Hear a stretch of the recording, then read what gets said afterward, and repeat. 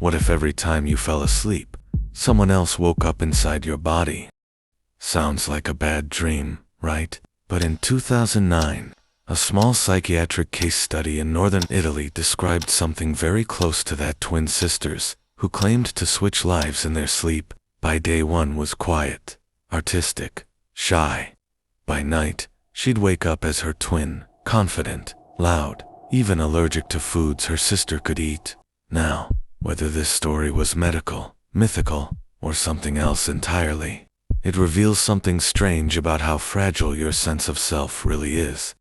The story begins with Lucia and Mara, twins who insisted they'd shared dreams since childhood. That's not too rare. About 40% of twins report having linked dream experiences. But things got weird when Lucia began waking up with memories she didn't live. She'd talk about conversations she never had, food she never ate, bruises she couldn't explain.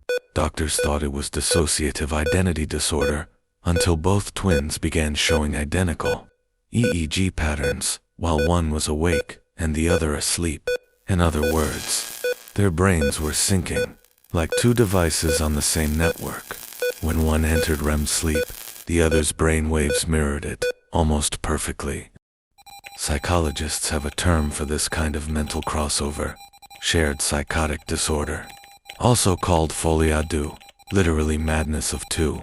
Usually it happens in isolated pairs, siblings, couples, even prison cellmates who slowly blend their realities together.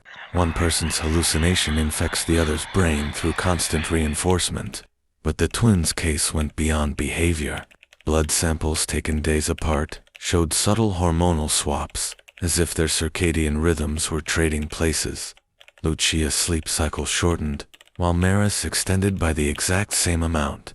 And in their shared diary, both described waking up in the wrong body. Creepy coincidence? Maybe. But their story taps into a real psychological mystery. What actually defines you? Here's the science part that'll mess with your head. Your identity, your likes, fears, habits, isn't stored in one place. It's scattered across billions of connections in your default mode network. The part of your brain that hums when you're not doing anything. When you sleep, that network goes offline, and your brain starts reorganizing memories, sometimes swapping emotional labels between them.